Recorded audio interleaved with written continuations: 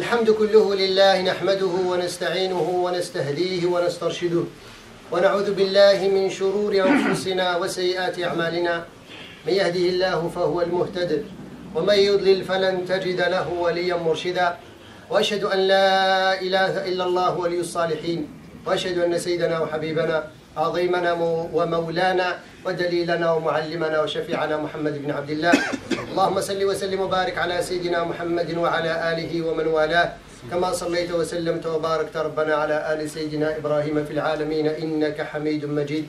أما بعد معاشر المسلمين أوصيكم ونفسي بتقوى الله سبحانه وتعالى إذ يقول في محكم التنزيل يا أيها الذين آمنوا اتقوا الله حق تقاته ولا تموتن إلا وأنتم مسلمون.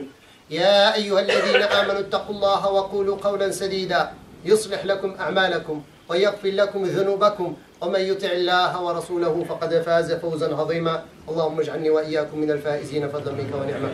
باب رسول الله. كان حديثنا في الأسبوع الماضي عن مقاصد الصيام، وهذه المقاصد أيها الأحباب الكرام لا يمكن للصائم أن يحققها إلا بوسيلة واحدة. La semaine dernière, on avait parlé des finalités du jeûne, le Ramadan.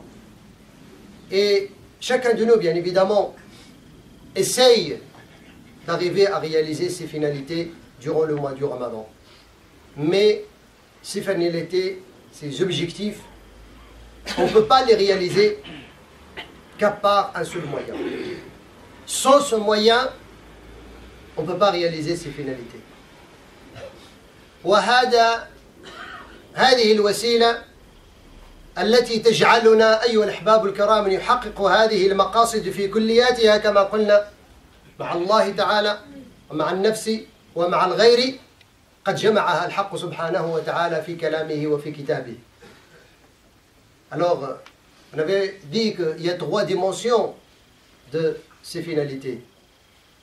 C'est la relation avec Dieu subhanahu wa ta'ala, et la relation avec soi, et la relation avec autrui. Alors, un seul moyen nous trace un chemin pour arriver à réaliser totalement ces finalités dans leur globalité. C'est le message de Dieu subhanahu wa ta'ala, c'est notre relation avec le Coran. لذلك اختار الحق سبحانه وتعالى تنزيل القرآن في شهر رمضان. Par cette raison, Allah subhanahu wa ta'ala a choisi de révéler le Coran pendant le Ramadan. شهر رمضان الذي أنزل فيه القرآن. ليش؟ لماذا؟ لام التعليل.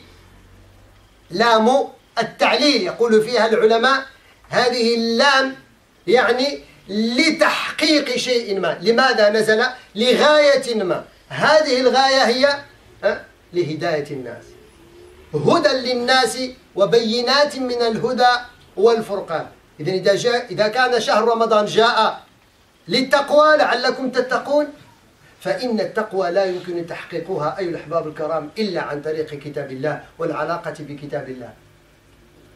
Si c'est l'objectif et les finalités du Ramadan, c'est pour réaliser la piété et la crainte de Dieu, alors sans comprendre et étudier et apprendre le livre de Dieu subhanahu wa ta'ala, on ne peut pas réaliser cette piété. C'est pour ça Allah subhanahu wa ta'ala nous dit, il a choisi d'ailleurs le mois du Ramadan pour révéler le Coran. Le mois du Ramadan au cours duquel Allah subhanahu wa ta'ala a révélé le Coran pour guider les gens vers le droit chemin. Et aussi un discernement entre le mal et le bien. Alors pour guider, le Coran il est venu pour nous guider. Est-ce que vous croyez que celui qui n'a pas cette relation avec le Coran, surtout la même relation que le prophète a établie avec Gabriel alayhi salam pendant le Ramadan, comment il peut découvrir la guidance? Comment on peut savoir où il est la guidance? Et comment il est la guidance? Et comment je peux distinguer entre le mal et le bien si je n'ai pas étudié le livre de Dieu subhanahu wa ta'ala? L'un de nous, pour qu'il puisse savoir c'est quoi le mal et le bien dans la vie quotidienne, ben, il lit le code de la route pour qu'il puisse savoir c'est qui est autorisé, c'est qui est interdit dans le code de la route. Celui qui n'a pas étudié le code de la route, il ne peut pas avoir le permis. Il ne peut pas savoir où il doit s'arrêter, pourquoi il s'arrête, pourquoi la vitesse est illimitée. Alors le Coran, il est venu pour nous dire cela. La vitesse est illimitée ici. Tu dois s'arrêter là. Tu dois avancer ici. Et ainsi de suite. C'est comme ça, أحباب الكرام, Allah subhanahu wa ta'ala جعل لنا هذه العلاقة بالقرآن. لذلك فإن عبد الله بن عباس رضي الله عنه يحكي لنا كيف كان حال النبي صلى الله عليه وسلم مع القرآن خاصة في رمضان. قال ابن عباس رضي الله عنه فيما أخرجه الإمام البخاري وأحمد كان النبي صلى الله عليه وسلم أجود الناس وكان أجود ما يكون حينما يلقاه جبريل وكان جبريل يلقاه في كل ليلة يدارسه القرآن في كل ليلة يدارسه القرآن يدارسه مش فقط يقرأ معه. عبد الله بن عباس il a dit pour nous montrer l'état du prophète sallallahu alayhi wa sallam exclusif, spécial avec le Coran pendant le Ramadan. Le prophète sallallahu alayhi wa sallam il lit toujours le Coran, pratique toujours le Coran, mais pendant le Ramadan il a une relation spéciale, c'est pas seulement tout seul mais avec son maître Gabriel alayhi salam, celui qui a enseigné le Coran. Ibn Abbas il a dit le prophète sallallahu alayhi wa sallam il était toujours quelqu'un de généreux. Généreux c'est pas seulement avec ses biens, généreux avec ses biens, généreux avec son temps, généreux avec son énergie, généreux avec son conseil, généreux. La générosité en général, parce que nous on connaît la générosité, c'est seulement de mettre la main de la poche et de donner. Ça c'est une sorte de générosité. Mais le prophète il était généreux dans le sens global de la générosité. Alors Ibn Abbas il a dit, et quand le Ramadan arrive, le prophète devient beaucoup plus généreux qu'auparavant, et surtout quand Gabriel descend chaque nuit pour étudier avec lui le Coran. Alors, le fait que le prophète sallallahu alayhi wa sallam étudie le Coran, il a dépassé la lecture pour l'étudier, il inspire cette générosité. Il met tout ce qu'il a appris dans le Coran pendant le Ramadan avec Gabriel, il le met en pratique pendant le Ramadan et après le Ramadan. Alors le Coran, après son étude, rajoute au prophète sallallahu alayhi wa sallam à notre énergie, une autre compréhension, d'autres bonnes œuvres et ainsi de suite. لذلك النبي صلى الله عليه وسلم كان المقصد الأساسي من بعثته هو مش فقط أن نقرأ القرآن، كان يعلم. هو الذي بعث في الأميين رسولا منهم يتلو عليهم آياته ويزكيهم ويعلمهم الكتاب والحكمة وإن كانوا من قبل لفي ضلال مبين. سورة الجمعة. L'objectif principal de la prophétie du prophète sallallahu alayhi wa sallam, c'est quoi? Allah nous dit, c'est lui qui a envoyé aux illettrés un parmi eux qui leur récite le livre de Dieu subhanahu wa ta'ala, qui les purifie et leur enseigne le livre et la sagesse. Et auparavant ils étaient parmi les égarés. C'est avec cet enseignement du livre et la sagesse le prophète sallallahu alayhi wa sallam a fait sortir les bédouins de leur comment dirais-je, défaut et de leur vie qu'ils ont l'habitude de vivre une vie qui est totalement basée sur le matériel. لذلك يا أحباب الكرام فإن القرآن وعلاقتنا به هو الذي يفضح حياتنا في المجتمع. Tu trouves le Coran, c'est lui qui dévoile notre état selon notre relation avec le livre de Dieu subhanahu wa ta'ala. Ça se voit l'état de la communauté. Quand cette communauté est liée à ce livre, elle respecte les recommandements de ce livre, elle étudie ce livre, elle a une relation avec ce livre, tu trouves la communauté, bien évidemment, elle va se guider au suivant ce livre. Pourquoi? Parce que tout ce qu'il a, c'est ce livre. Mais quand cette communauté et l'être humain en général s'éloigne de cette guidance, toute guidance, à part la guidance de livre, on ne peut pas amener, c'est vers en face du mur. Pourquoi? Parce que ça reste des réflexes humains. Que c'est bon, c'est pas bon. On essaie chaque fois, comment dirais-je, toute idéologie.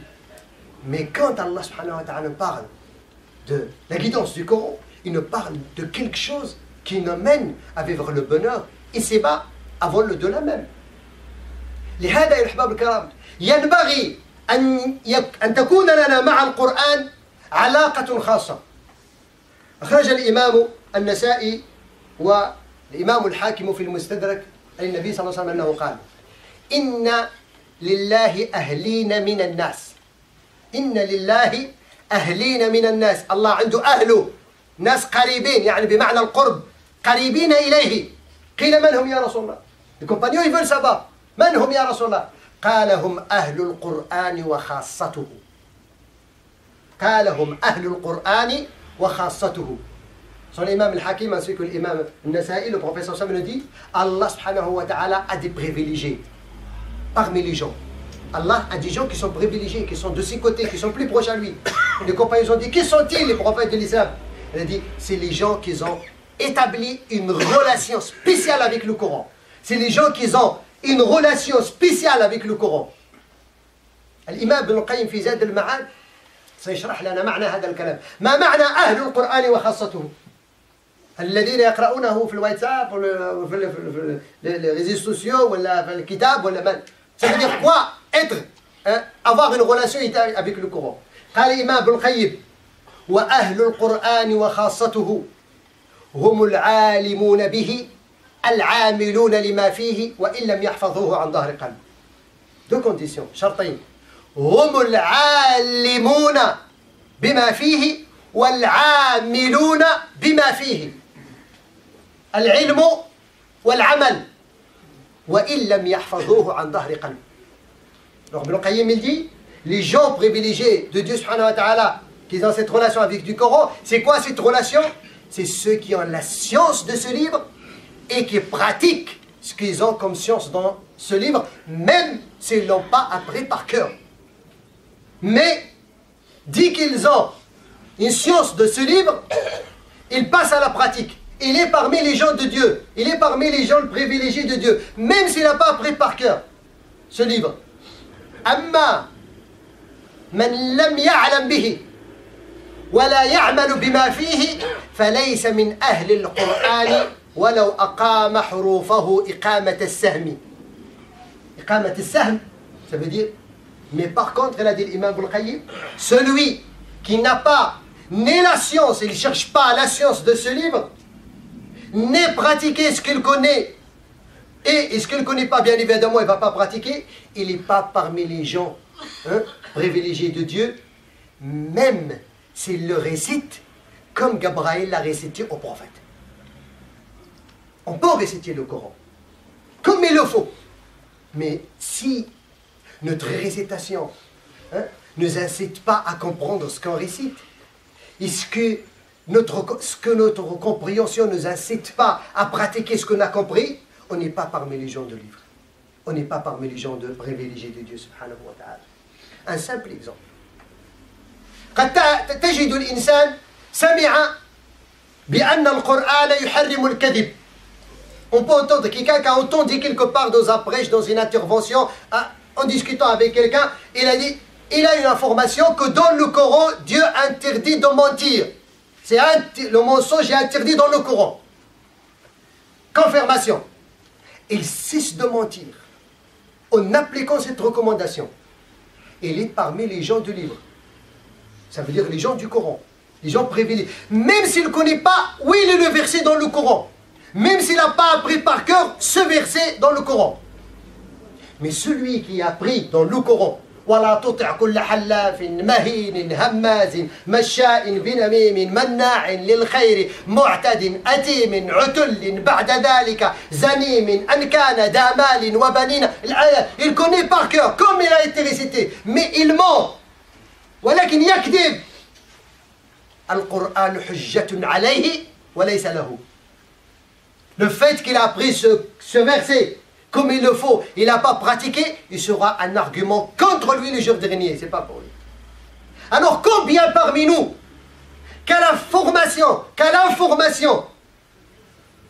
que le mensonge il est interdit dans le Coran, mais malgré ça il ment. Vous voyez? Quelle société le Coran inspire? Quand il te dit ça, fais attention, parce que ce verset-là, il va venir le jour dernier, il va dire Dieu, subhanahu wa ta'ala, celui-là, il ne m'a pas respecté. Il m'a lu plusieurs fois. Tu vas être puni. Le Coran, il va venir au lieu qui vient pour te défendre, et il vient contre toi. un argument contre toi parce que tu connais. Alors c'est facile à être parmi les privilégiés. Et c'est facile aussi à être parmi ceux qui seront éloignés. أقول قولي هذا واستغفر الله فاستغفر الله.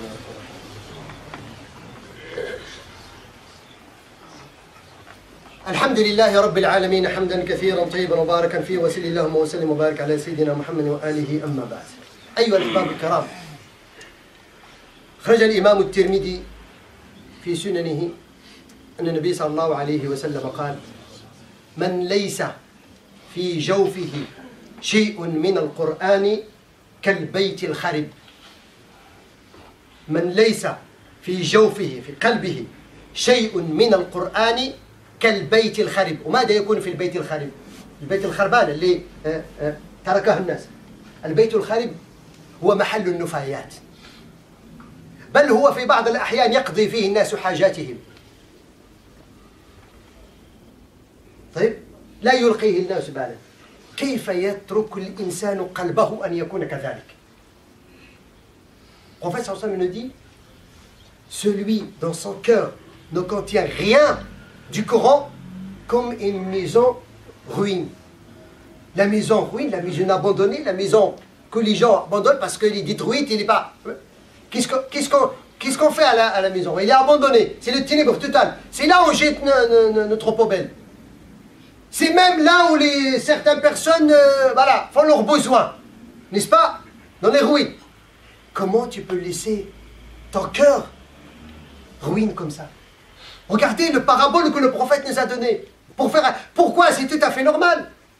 Parce que quand ton cœur, il n'a rien du Coran, et tes organes ne pratiquent pas ce qui est dans ton cœur, c'est normal, c'est des ruines, c'est le ténèbre, c'est la saleté, c'est la poubelle qui va être dans ton cœur. C'est normal, tes organes, ils n'auront pas des ordres, des bons ordres de guidation à suivre, parce que le corps, il est détruit, le pauvre. Alors, on doit redonner la vie à notre cœur à partir du mois du Ramadan, à partir du mois du Coran. Et surtout, regardez la récompense que Dieu subhanahu wa ta'ala a préparée aux gens quand ils ont une relation avec le Coran. خرج الإمام مسلم من حديث قال النبي صلى الله عليه وسلم: وما اجتمع قوم في بيت من بيوت الله يتلون كتابه ويتدارسونه إلا وحفتهم الملائكة ونزلت عليهم وغشيتهم الرحمة ونزلت عليهم السكينة وذكرهم الله في من عنده. حينما يجتمع 10 من الناس، 5 2 في المسجد، في أي بيت عند واحد الإنسان، يقرؤون ويتدارسون. Deux conditions. Ils lisent et ils étudient ce qu'ils ont lu. 4 جوائز. 4. تتنزل عليهم الرحمة. La miséricorde, c'est descend vers eux. تتنزل عليهم الملائكة, pardon. Les anges descendent vers eux pour participer avec eux dans cette bonne assise. Allah les voile avec sa miséricorde, les couvre avec sa miséricorde. Allah descend la sérénité dans leur cœur. Et la place de la sérénité, c'est pas le cerveau ni la poche. هو الذي أنزل السكينة في قلوب المؤمنين ليزدادوا إيمانا مع إيمانهم. C'est lui qui avait fait descendre la sérénité sur le cœur, dans les cœurs des croyants, pour que leur foi augmente plus que la foi qu'ils ont déjà auparavant. La foi, il n'augmente pas dans les blablas des doigts, et dans les cafés, et dans les marchés. La foi, ça s'augmente quand on est dans une assise où l'un de nous pourrait citer quelques versets, et celui qui a beaucoup plus de sens parmi nous, il va nous traduire, nous interpréter selon ce que les savants ils ont dit par rapport à cette chose. Regardez le nord de cette assise. Et la meilleure des cadres, après que les anges descendent, ils participent avec eux, et après que Dieu subhanahu wa ta'ala les couvre avec sa miséricorde, après que la sérénité soit descendue sur leur cœur, Allah subhanahu wa ta'ala mentionne, parle d'eux, mentionne leur nom et leur prénom auprès de lui. Quel honneur quand Dieu subhanahu wa ta'ala cite mon frère, ma soeur, mon nom, mon prénom auprès de lui. Auprès de lui. Quel honneur. Pour ça, même pendant le Ramadan, Allah subhanahu wa ta'ala nous envoie des chouyours, des ulama pendant le Ramadan, mais à peine parfois on trouve devant lui 4 et 5 personnes. Et quand l'imam dit salam alaykum après l'asr, après l'isha, Pose la question à toi-même. Est-ce que, quand il y a une information qu'un cheikh va donner une intervention à la mosquée, est-ce que tu vas y aller dans un endroit qui est mieux de rester dans la mosquée pour apprendre la science? Toi-même juge ta situation. Si tu vas y aller dans un endroit aussi meilleur, où tu vas partager la science avec tes frères, il n'y a pas de souci, va. Mais si tu ne vas pas, mon frère, pourquoi tu vas te priver? Même si tu n'es pas d'accord avec le cheikh, mais ce qu'il va dire, il n'est pas cher pour rien. Il va le dire parce qu'il a la science. Divergence, il est toléré, il n'y a pas de souci. Mais ne serait-ce que l'assise.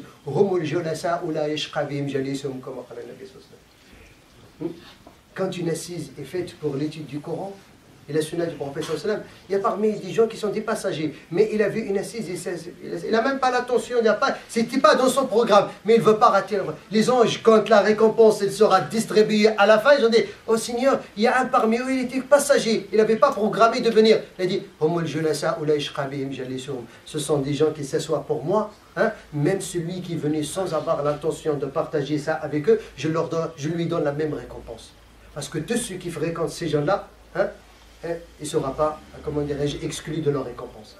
هذه علاقتنا أيها الأحباب الكرام التي ينبغي أن تكون مع القرآن. لهذا تجدون النبي صلى الله عليه وسلم يعطي لنا مثالا جميلا. مثال جميل جدا في علاقة المؤمن بالقرآن في حديث أبي موسى الأشعري أخرجه الإمام البخاري. يقول النبي صلى الله عليه وسلم: مثل المؤمن الذي يقرأ القرآن والذي لا يقرأ القرآن والفاجر الذي يقرأ القرآن والذي لا يقرأ القرآن في رواية المنافق. مثل المؤمن الذي يقرأ القرآن كمثل الأترجة ريحها طيب وطعمها طيب، ومثل المؤمن الذي لا يقرأ القرآن كمثل التمرة لا ريح لها وطعمها طيب، ومثل الفاجر أو المنافق الذي يقرأ القرآن كمثل ريحها طيب وطعمها مر، ومثل الفاجر الذي لا يقرأ القرآن كمثل الحنظلة ريحها مر وطعمها مر. Regardez l'image du prophète. المؤمن الذي يقرأ القرآن الأترجة هي الفاكهة التي ريحها من بعيد يستهويك، وإذا أكلتها فطعمها ينسيك رائحتها الطيبة. الريح والطعم طيب. Le croyant qui lit le Coran, c'est comme le fruit qui a une bonne odeur, il y a un bon. Tu le manges parce que seulement ça veut dire son odeur te plaît. Mais quand tu le manges, tu trouves le goût, il est encore mieux que ça. C'est ça pourquoi le prophète il paraissait dit de quoi? Tu lis le Coran et le Coran domine ta vie. Ça veut dire tu te comportes selon ce que tu lis dans le Coran. Ça c'est l'odeur et le goût. Toi tu trouves l'odeur du Coran et les autres, toi tu trouves le goût du Coran et les autres trouvent l'odeur parce que tu as étudié la miséricorde, la douceur, le pardon et ainsi de suite dans le Coran et tu le pratiques. Mais le croyant qui ne lit pas le Coran, il n'a pas de guidance. Il croit en Dieu, mais il n'a pas d'odeur, comme une date. La tamra, la date, il n'a pas d'odeur. Mais quand tu la manges, elle est bonne. Mais il n'a pas d'odeur. Regardez l'exemple. Ça veut dire, les gens, ils n'en profitent pas. Ils n'en profitent pas de ce que tu dis. Pourquoi? Parce que tu n'as pas d'odeur. Mais tu as la croyance, tu crois que Dieu existe. Mais tes comportements, ils sont à l'ouest. Parce quoi? Pourquoi? Parce que tu n'as pas de source pour comprendre comment on peut se comporter. Et le pervers, wal'iyadu billah, qui lit le Coran, c'est comme le rayhana. Le rayhana, c'est la fleur qui a le goût. Mais parfois, il y a des fleurs qui sont amères. L'hypocrite, il est comme ça. Quand tu le vois, Masha'Allah, la prière, l'apparence, très bien. Mais du coup, tu as un conflit avec lui, il te sort les problèmes, ça fait 20 ans. Il t'insulte de toi jusqu'à Adam. Il insulte toute ta géniture.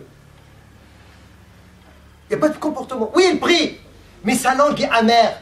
Ses comportements est amer. Pourquoi? Parce qu'il est hypocrite, il n'en profite pas du Coran. Il le lit pour que les gens disent il le lit. Il est hypocrite qui ne lit pas le Coran comme la plante aromatique. Il est amer, le goût est amer et l'odeur est amère. Alors chacun de nous doit se situer. Il y a 4 exemples. Hein? Soit tu dois devenir un croyant qui lit, ou un croyant qui ne lit pas, ou un hypocrite qui lit, pour son attention, un hypocrite qui ne lit pas.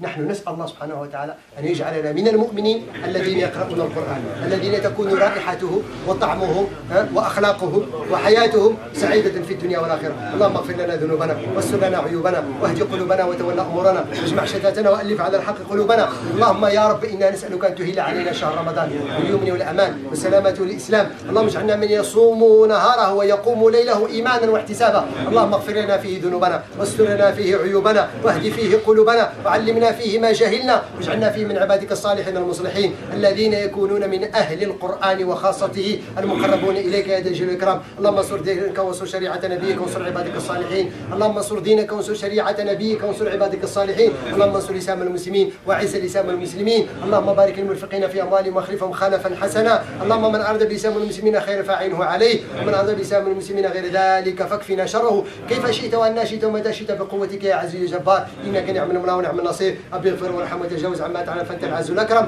وصل اللهم وسلم وبارك على سيدنا محمد واله وصحبه والحمد لله رب العالمين واقم الصلاه.